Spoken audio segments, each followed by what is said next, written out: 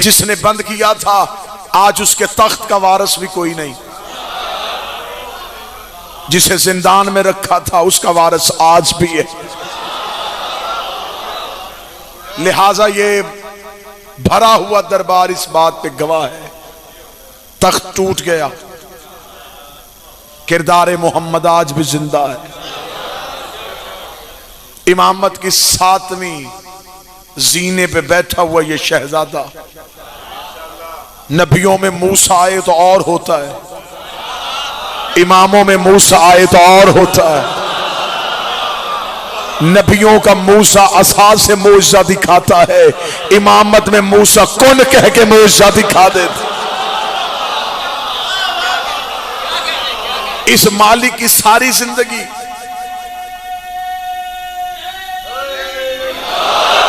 इस मौला की सारी जिंदगी बाबा जी क्योंकि गुजरी ही जिंदान में है, तो लिहाजा फजीलत के भी सारे मोती जिंदान ही से हासिल हुए। जब जिंदान में पीर अहमद शाह जी कह दिया गया था इस इमाम से कि इमामत का इख्तियार तो अब वापस हो गया, और एक शख्स ने कहा था अगर इमाम के पास गैब की कुंजियां होती हैं तो फिर ये जिंदानों में बंद क्यों होते हैं?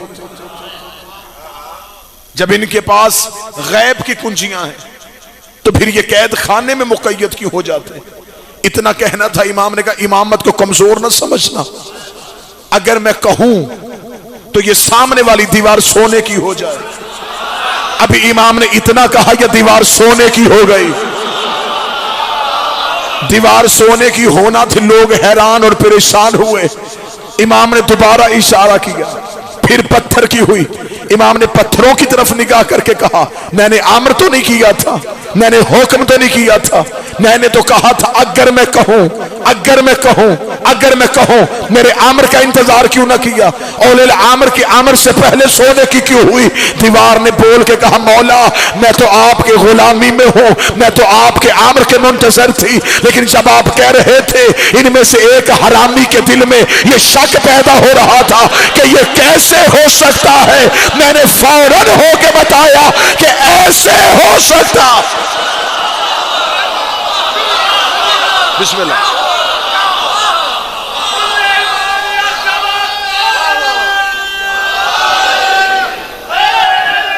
बिस्मिल्लाह। लिहाजा इमामत कैद खाने में भी इमाम, जिंदान के पीछे जाके इमामत का रुतबा छोटा नहीं हो जाता। हाँ जो दुनिया का बादशाह हो वो जिंदान में जाके बादशाह नहीं रहता। रावलपिंडी वाले भी नहीं बोलेंगे तो फिर कौन बोलेगा? आप ही के तो करीब अडियाला भी है।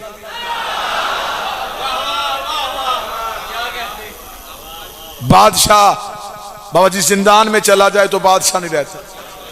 इमाम कैद खाने में भी हो इमाम हो। इमाम तख्त का मोहताज नहीं, इमाम ताज का मोहताज नहीं। जरूरी नहीं कि इमाम के लिए तख्त हो तो फिर उसके पास इमामत है। हजरत यूसुफ कैद खाने में भी नबी थे। तख्त किसी भी बेइज्जत को इज्जत नहीं देता। वक्ती तौर पे जमाने पे जाहो जलाल रोब के लिए तो होता है, लेकिन तख्त से किसी का साहिब इज्जत होना जरूरी नहीं। इमामत अल्लाह का वो दिया ओहदा है। इमाम जिंदान में भी इमाम होता, क्योंकि ये दिन बादशाह का मखसूस है और आज की ये शब्बेदारी को इमाम के साथ मंसूब किया गया है। वरना मौजू 13 रजब भी हो सकता था, मौजू 15 रजब भी हो सकता था, लेकिन मजलिस का उन्वान क्योंकि सरकार के हवाले से है तो मैं कोशिश करूंगा जितनी देर तक जिक्र की तलावत की जाए इसी शहनशाह का तज़किरा किया जाए। एक लम्हे के लिए मेरी कौम का नौजवान ये जरूर सोचे कि आखिर उम्मत इमाम को कैद क्यों करती थी? वजह क्या थी? इमाम किसी भी बादशाह की हुकूमत के रास्ते में रुकावट नहीं बना। इमाम ने किसी भी बादशाह की, ठीक है वो हुकूमत संभाले हुए थे, इमाम ने किसी भी जगह पे हुक्म नहीं किया कि शहनशाह को बादशाह को कत्ल कर दो। फिर इमाम को कैद क्यों किया जाता था? जो नौजवान बैठे हैं बुजुर्गों को मैं सबक सुना रहा हूं, नौजवानों के लिए एक फिक्र देने लगा हूं, और नौजवान बोल के तायद का हक जरूर अदा कीजिएगा। जब ये इमाम को कैद करते थे तो वजह क्या थी, क्या दुश्मनी थी इमाम को कैद करने में? ये इमाम का बदन कैद नहीं करते थे, किरदार मोहम्मद को लोगों की नजरों से हटाते थे। इसलिए कि अगर ये किरदार जमाने के सामने रहा तो फिर किरदार मोहम्मद लोगों की नजर में मशअल राह बन जाए। लेकिन इमामत कैद खाने में भी हुज्जत वही किरदार अदा करती है जो इमाम ने मजमयाम में अदा करना हो। नबूवत के ओहदे और होते हैं, इमामत के ओहदे और होते हैं। चले, मैं यही बात आई है तो मैं यहीं से इसी बादशाह का जिक्र और तकाबुल एक नबी के साथ पढ़ देता हूं। हजरत यूसुफ पे हमला हुआ, 7वीं कोठरी तक गया अल्लाह का नबी, और 7वीं कोठरी पे जाके अपनी इस्मत को बचाया। लेकिन इस्मत बची, जिसने हमला किया था उसका हदफ वही रहा। 7वीं कोठरी तक गए हैं हजरत यूसुफ, और 7वीं कोठरी पे जाके इस्मत को बचाया। अब ये बात ज़हन में रखिएगा। आइए मैं आपको इमामत का ओहदा बताऊं। इमाम कैद खाने में थे या एक फाहिशा औरत को जिंदान में भेजा गया ताकि इमाम पे इल्जाम लगा के इमाम का कत्ल आसार हो सके? जब सुबह का दरवाजा खोला गया तो हुकूमत का दिमाग घूम गया। आगे इमाम सजदे में था, पीछे वो औरत सजदे में थी जो 7वीं कोठरी में जाके अपनी इस्मत बचाए।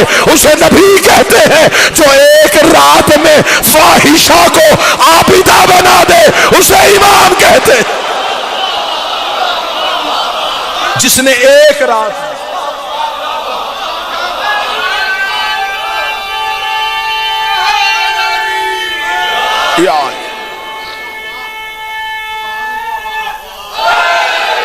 यार बिस्मिल्लाह, उसने एक रात अल्लाहुम्मा सल्ली अला मोहम्मद बिस्मिल्लाह। नामे नामी मूसा लकब काज़म। मूसा नबियों में भी है, लेकिन वो है मूसा गज़बान, गुस्से वाला मूसा, गज़ब वाला मूसा। ये है मूसा काज़म, गुस्से को पी जाने वाला मूसा।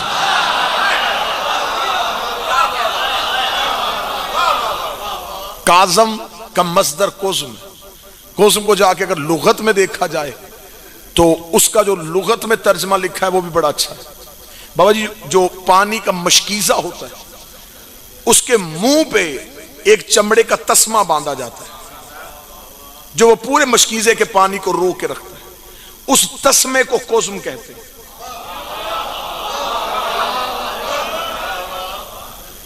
और जो उसे बांधे उसे काज़म कहते हैं। अब सतर कहूं, अल्लाह जाने सर से गुजरेगी या दिलों से। जो अल्लाह के जलाल को रो के रखे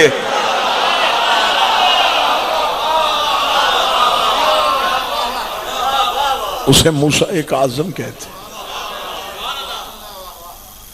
विलायत की तबलीग जिंदान में भी नहीं छोड़ी। कई मनाजरे हैं जो इमाम को जिंदान से निकाल के दरबार में बुला के किए जाते थे। हारून को, मलाउन को शौक था इल्मी मुबाहसे करवाने का। ये बहस करवा के खुद बैठ के सुना करता था। इमाम को एक दिन बुला के कहने लगा, मेरे जहन में एक सवाल आया है, नमाज की तकबीरें 7 क्यों है और रुकू में सुभान रब्बियल अज़ीम की तस्बीह क्यों है और सजदे में सुभान रब्बियल आला व बिहम्दिही की तस्बीह क्यों है? इमाम को मौका मिल गया विलायत पहुंचाने का।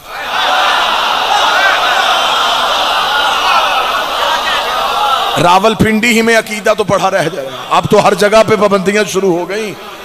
लिहाजा अल्लाह इस धरती को महफूज रखे अकीदे के दुश्मनों से। अल्लाह इस खित्ते को सलामत रखे। किसी फकीर सैयद की वजह से यह धरती आबाद है, मेरा मालिक हमेशा इसे आबाद रखे। बाबा जी, इमाम को मौका मिल गया विलायत का पैगाम पहुंचाने का। इमाम ने कहा, तूने पूछा है कि नमाज की तकबीरें 7 क्यों है? इमाम ने फरमाया, जब हमारा नाना मेराज पे गया था तो 7 आसमानों से गुजरा था। जिस आसमान से गुजरता था अल्लाह अकबर अल्लाह अकबर अल्लाह अकबर अल्लाह अकबर कहता। जब अर्शे अजीम पे नजर पड़ी तो नबी ने कहा सुबहान रब्बे यल अजीम व बिहम्दिही। जब अल्लाह की नजर फिर जाके सिदरतुल मुंतहा से आगे काबा कौसैन पे नजर पड़ी, फिर कहा सुबहान रब्बे यल आला व बिहम्दिही। इसीलिए नमाज मोहम्मद को मेराज से मिली थी। पूरी नमाज का सफर नबी ने मेराज में किया था। मर्जी के मौलवी के सर पे कुरान रख के पूछ, तूने तकबीर मेराज से ली, तूने रकू की तस्वीर मेराज से ली, तूने सजदे की तस्वीर मेराज से ली। अब सर पे कुरान रख के बता, जब नबी पर्दे पे गया था तो लहजा किसका था, हाथ किसका था? इसका मतलब है कि नबी की मेराज में अली आ गया है। अस्सलातु मेराजुल मोमन, नमाज मोमन की मेराज है। अगर मोहम्मद की मेराज में अली है तो तेरी नमाज में भी अली होना चाहिए।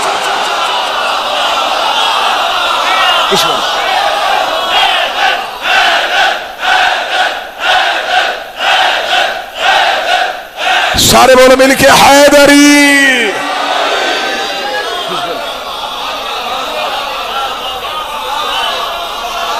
अगर नबी की मेराज में लहजा भी अली का, हाथ भी अली का, तौहीद के दरवाजे पे जब भी आओ आवाज़े अली ही आती है।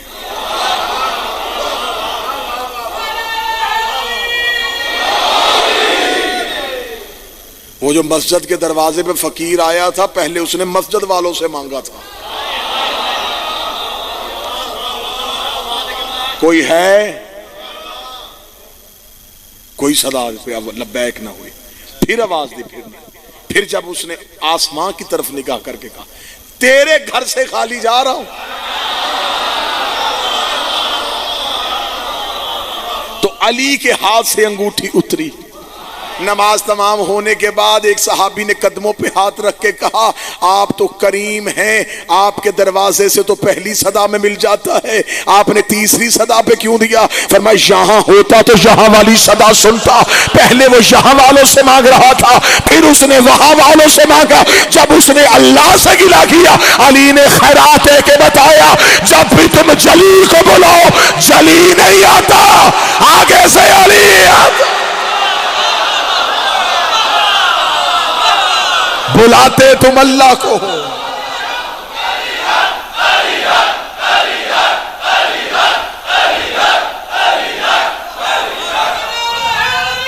बिस्मिल्लाह, बुलाते तुम अल्लाह को।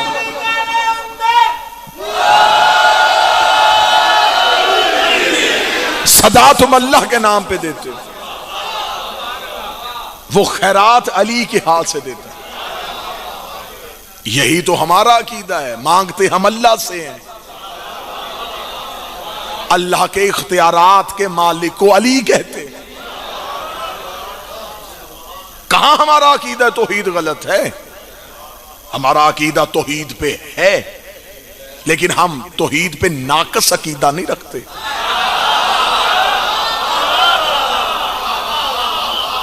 हमारा अकीदा तौहीद भी बरहक।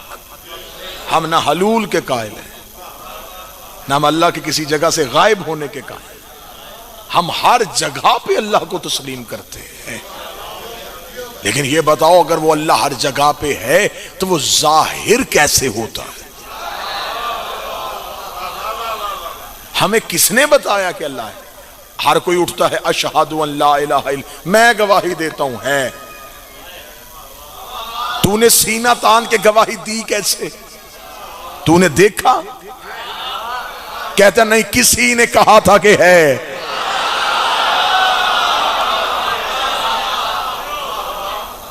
इसका मतलब है कि हमने गवाही उनकी गवाही पे दोहराई है। असल गवाही उनकी है, उन्होंने बताया है, हमने उनकी गवाही पे गवाही दी।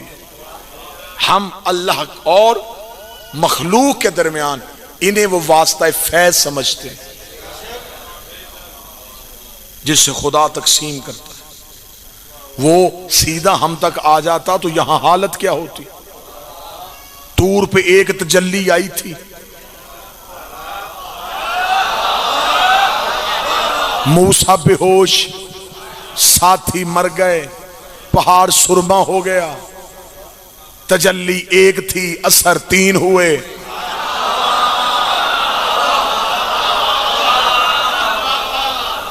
जैसा ज़र्फ, जैसी सलाहियत, उसने वैसा लिया। नूरे तौहीद को कौन बर्दाश्त करे? जैसे मैं अक्सर मिसाल दिया करता हूं, जो बाहर से ग्रिड स्टेशन से वोल्टेज आते हैं वो बहुत ज्यादा होते हैं, वो सीधे घरों में आ जाए तो हर चीज जल जाए।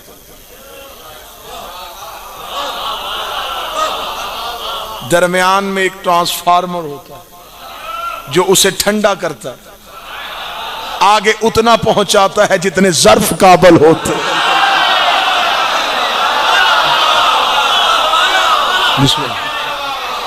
इमामत इसी का नाम है। नूरे तौहीद को पूरा लेके आगे उतना दे जितने ज़र्फ काबल होते। लिहाजा हम इन्हें अल्लाह नहीं समझते, हम इन्हें अल्लाह के और अपने दरमियान वसीला समझते। फिर मैं एक जुमला कहने लगा और मुझे सादात से दुआ और आपसे ताईद दाद की सूरत में चाहिए। जब वो अल्लाह इनके बगैर हम तक नहीं आता,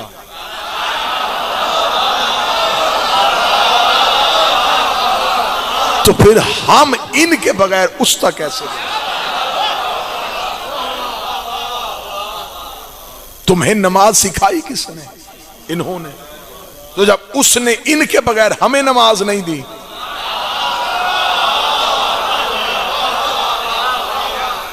तो फिर हम अपनी नमाज को इनके बगैर उसे कैसे दे सकते? ये मजहर परवरदिगार है, इन्होंने जाहिर किया है उसे, इन्होंने बताया है कि वो अल्लाह है। लिहाजा हम उस मजहर के कायल हैं जिसने हमें अल्लाह दिया। हर दौर के इमाम ने हर दौर में तौहीद को जाहिर किया। यानी कि इस मौला का जिसका आज दिन है, इसकी पूरी जिंदगी कैद खाने में, सजदा एक भी कज़ा नहीं।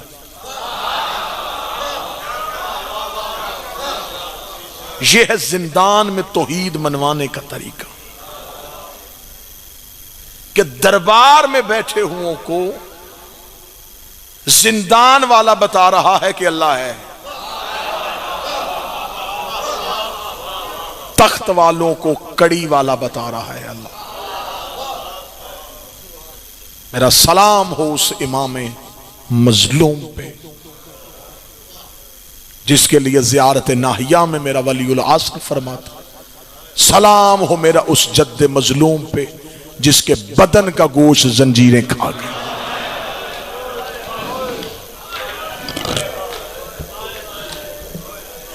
क्योंकि वक्त ज्यादा हो गया जी। इंशाअल्लाह 26 रजब को दामा सईदा ज़िशान भाई के पास 4 शबान को इसी बारगाह में जितने भी हुक्म हैं उनकी तमील वाजिब समझ के की जाएगी। इश्क की नमाज है। फजाइल बिल्कुल मुख्तसर इसलिए किया, अल्लाह सैयदादे की मेहनत कबूल करे, अकीदत कबूल करे। फजाइल मुख्तसर इसलिए किया, जितने भी बैठे हैं जनाजे के इंतजार में,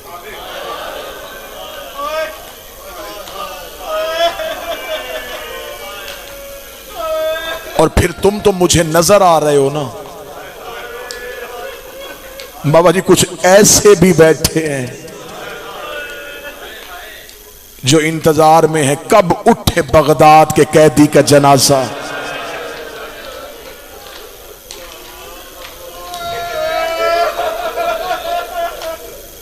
जनाजा भाई का हो, बाप का हो, दूर वाली बहनों को जरूर बुलाया जाता है।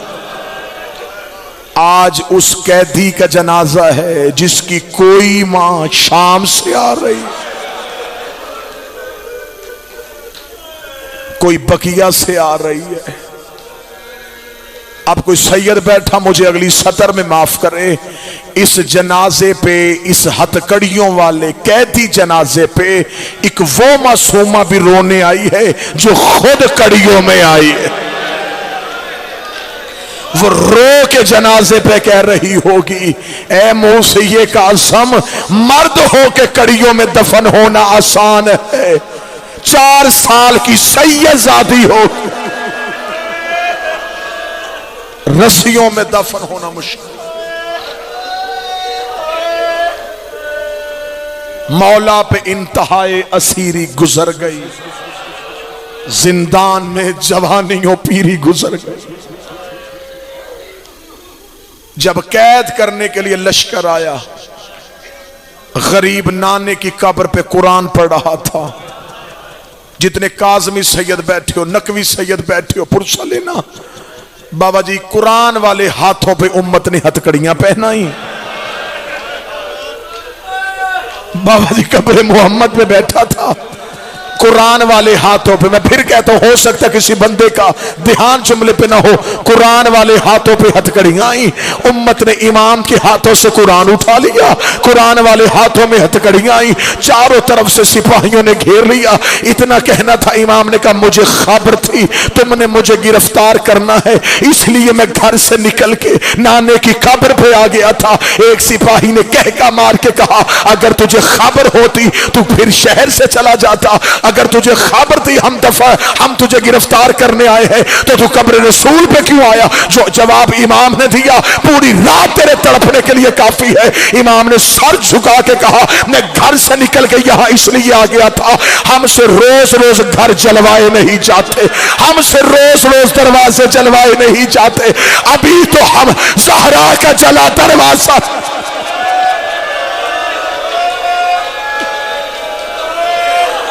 मैं घर से ना आता तो मेरे घर आ जाते। मेरी बेटियां पर्देदार हैं, मुझे बेटियों के पर्दे का एहसास है। जितने सैयद बैठे नौकर बन के माफी मांग के अगला जुमला पढ़ने लगा। इमाम ने देख के कहा, अच्छा तुमने मुझे कैद भी करना है, कैद भी होना है, लेके भी तुमने मुझे जाना है, वतन भी मैंने वापस नहीं आना, इतनी मुझे इजाजत दो। वो सामने मेरा घर है, मैं एक बार अपने घर से होके आऊं। इतना कहना था, एक बेगैरत सामने आके कहता है, हम तुझे जाने तो दे, बता तेरी जमानत कौन देगा? इतना कहना था, कब्र मोहम्मद से सारे मुसलमान उठ के चले गए। सामने से एक यहूदी की दुकान थी, वो चीखता हुआ आया, आके कहने लगा, घर जाके क्या करेगा? इमाम ने कहा, मेरी बेटियां मेरे इंतजार में है। उसने कदमों पे हाथ रख के कहा, मैं तेरी जमानत देता हूं, इसे घर जाने दो, मुझे कड़ियां पहनाओ, जब तक ये नहीं आएगा मेरी कड़ियां ना खोलना, अगर ये ना आए मेरा सर तल सजदा कर देना। उन्होंने कहा, कलमा भी नहीं पढ़ता, जमानत भी दे रहा है। उसने कहा, 10 साल हो गए मुझे मदीने में दुकान करते, मुझे आज पता चला इस गरीब की बेटियां भी है, और मैंने आज तक इसके घर से किसी बीवी के आवाज नहीं सुनी। इतना कहना था, इमाम ने कहा, मेरी एक नहीं, मेरी 18 में। हाय हाय मजलूम, हाय मेरा कैदी इमाम। आवाज थोड़ी तेज कर। मुझे आज पता चला तुझ गरीब की बेटियां भी हैं। इमाम ने कहा, मेरी एक नहीं, मेरी 18 बेटी, 19 बेटे, वतन में एक भी की कब्र नहीं। जितने ईरान के जवार बैठे हो, ईरान थोड़े थोड़े फासले पे किसी न किसी इमाम सादे की कब्र है। वहां के आलमे दीन से पूछो किसकी कब्र है, वो कहता ये भी मूसा काज़म की औलाद है, ये भी मूसा काज़म की औलाद है। रख मेरे सर पे कुरान, जंगलों में कब्रें हैं मूसा काज़म की बेटियों की। सिर्फ बेटे नहीं, इस इमाम की बेटियां रुल गई। अली की सिर्फ एक बेटी शाम में, इस इमाम की बेटियां।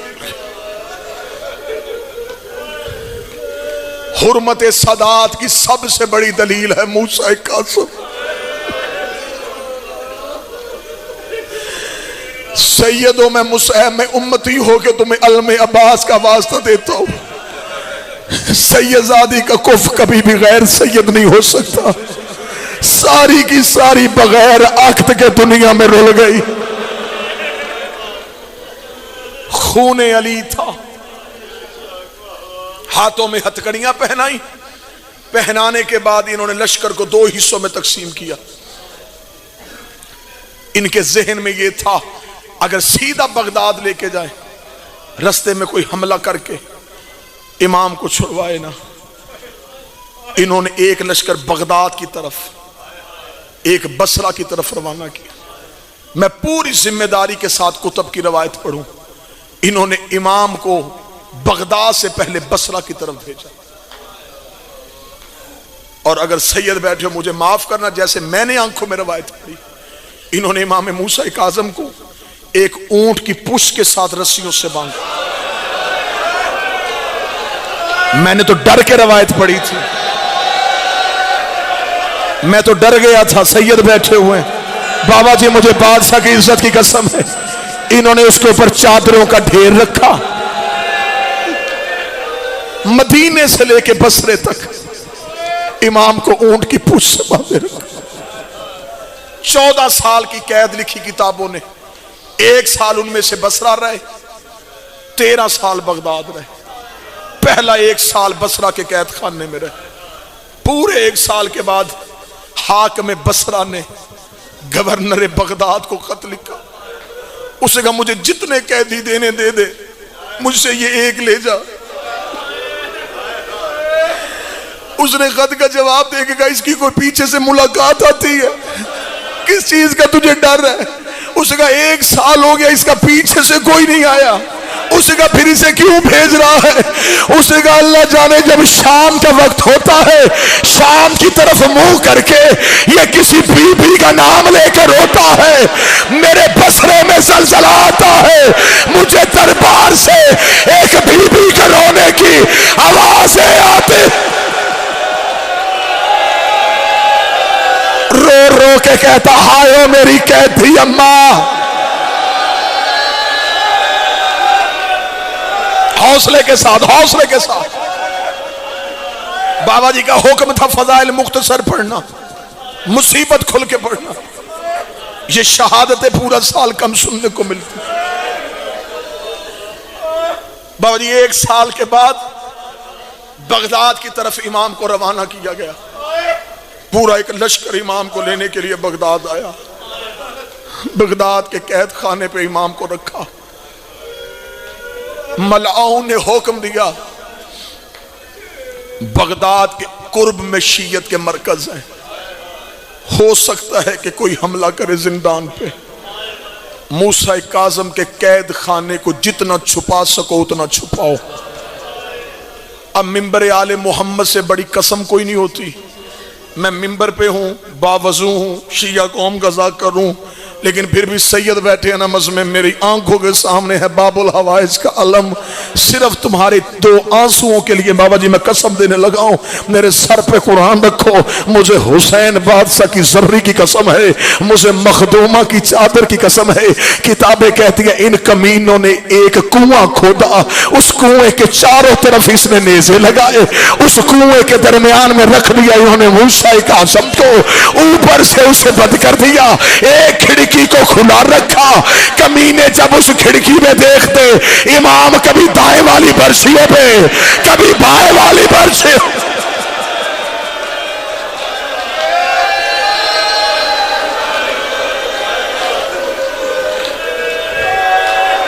छत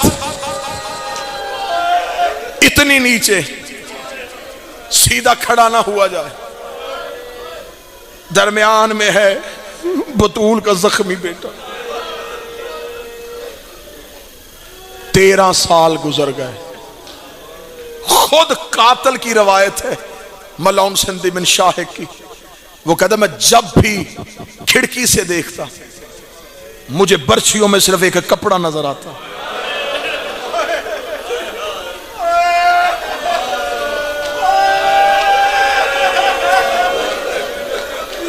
इस इमाम की पूरी शहादत के गवाह इमाम के कातिल हैं। बेटा तो कोई था नहीं, पूरी शहादत के गवाह है, कातिल है इमाम। दरोगा कहता जब 25 की रात आई है ना, मुझे जिंदान से तस्बीह की आवाज सिसकियों में बदली। वो कहता मुझे मुद्दत हो गई थी जिंदान के दरोगा बने हुए, मुझे हर रात इसकी तस्बीह की आवाज आती थी, लेकिन जब 25 वाली रात आई है ना, इसकी तस्बीह की आवाज सिसकियों में बदल गई। वो कहता मैं खिड़की के करीब गया, मैंने जाके कहा कह दी मैंने तो हमेशा तेरी तस्बीह की आवाज सुनी, आज सिसकियां क्यों ले रहा है? रो के कहता अगर मैं तुझे जन्नत की जमानत तू जो जिंदान का दर खोलेगा। इतना कहना था। वो देख के कहता हाकम बड़ा सख्त है, मुझे कत्ल कर देगा। वो देख के था इमाम ने कहा नहीं, मैं किसी भी इंसान का खून आंखों के सामने अपनी वजह से बहता नहीं देख सकता। ये कह के इमाम ने कहा मुझे थोड़ी देर के लिए अपने वतन जाना है। कहता मैंने देख के कहा मजलूम तो कैसे जाएगा, ये बगदाद है वो मदीना है, इतना फासला तो कैसे तय करेगा? वो कहता मेरी आंखों के सामने इमाम कड़ियों से वहीं के वहीं गायब हुए। अब किताबें कहती है सीधे इजाज़े इमामत के साथ मदीने पहुंचे। इधर मदीने में नमाज शब के लिए रजा की मां वजू कर रही थी, या इमाम के सहन में इमाम की कड़ियों की झनकार की आवाज आई। इमाम रजा की मां ने बुरका सर पे लिया, रो के कहती कौन आ गया है मेरे घर पे? तुझे नहीं पता मेरे घर में मूसा कासिम की बेटियां है। इतना कहना सामने आके इमाम आए, रो के दे रजा की मां और मैं बगदाद का कहती है, मैं बगदाद का कैदी आया हूं। इतना कहना जिसने रोना है, जिसने जनाजे का इस्तकबाल करना है। बीबी का जुमला बाबा रोने वाला। बीबी देख के कहती रहने आए हैं या मिलने आए? रहने आए हैं या मिलने आए? इमाम ने कहा जहर मिल गई है, एक बार बेटियों को देखने के लिए आया हूं। बीबी की आवाज आई फिर तुझे तेरी गुर्बत का वास्ता मेरी बेटियों को ना जगाना। 14 साल हो गए मेरी बेटियां दरवाजे को देख रही है। इतना जुमला कहना था। इमाम ने कहा नहीं जगाता, एक बार मुझे चेहरे तो दिखा, कोई सैयद बैठा मुझे माफ करना। रजा की मां ने हुजरे का पर्दा उठाया, सारी बेटियां मट्टी पे सोई हुई थी और जिनके बाप कैद हो वो बेटियां बिस्तर पे नहीं होती। एक एक करके बीबी ने पर्दा उठाया, फरमाया ये तेरी खदीजा है, ये तेरी फातिमा है, ये तेरी सुगरा है। इमाम एक एक बेटी का माथा चूमता रहा, सबसे छोटी बेटी के करीब आया। इमाम की अबा में किसी बच्ची का हाथ आया, आवाज आई और किसी को मिल ना मिल मुझे मिल के जा, मैंने कौम की पहाड़ियों में रोल के मर जाना। और मैं तेरी मासूमा बेटी और मैं तेरी फातिमा बेटी। आवाज आई फातिमा बाबे को बादशाह का जनाजा आ गया। जनाजा सामने आए, मैं आखिरी जुमला पढ़ूं, मुझे इस गरीब के जनाजे की कसम है, इसके लाशों को बगदाद के पुल पे रखा नहीं गया, बगदाद के पुल पे जनाजे को फेंक दिया गया। एक काले बुर्के वाली